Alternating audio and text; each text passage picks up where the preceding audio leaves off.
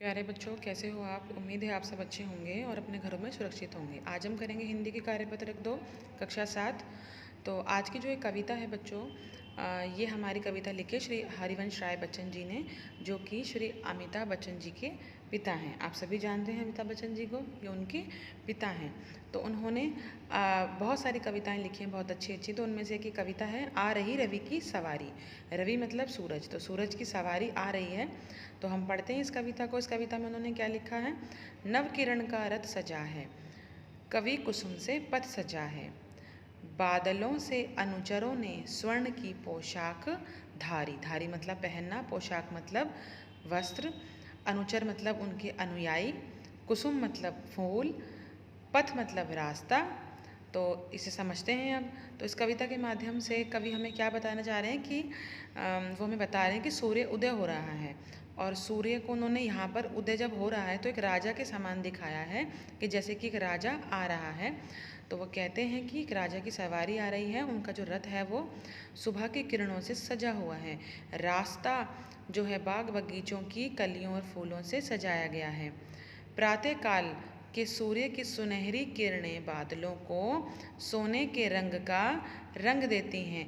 जब सुबह सुबह सूरज की किरणें निकलती हैं तो क्या होता है, जो बादलों के अंदर वो फैल जाती हैं। तो उससे क्या बोला है कि उन्होंने ऐसा लग रहा है कि जैसे बादलों ने सोने के रंग की पोशाक पहन रखी है।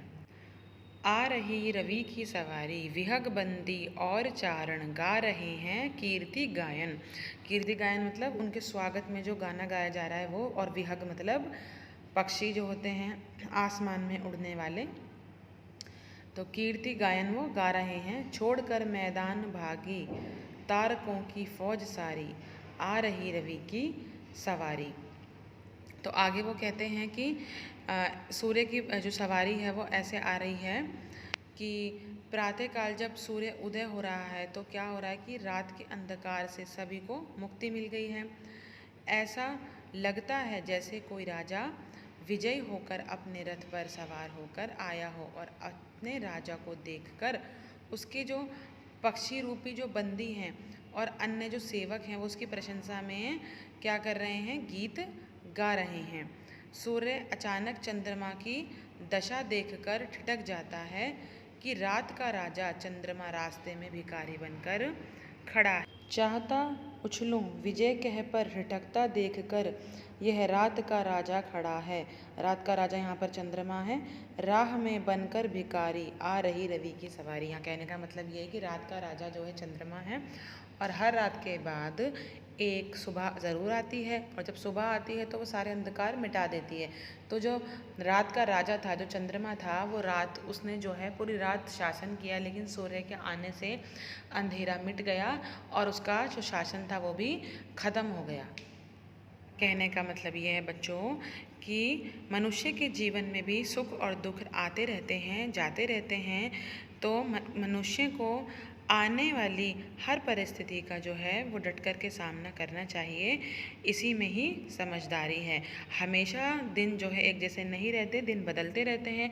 आज अच्छे हैं तो कल बुरे होंगे, कल बुरे हैं तो अच्छे भी होंगे परसों। तो ये जीवन का चक्र है जो हमेशा चलता रहता है। तो आइए करते हैं इसके प्रश्न उत्तर।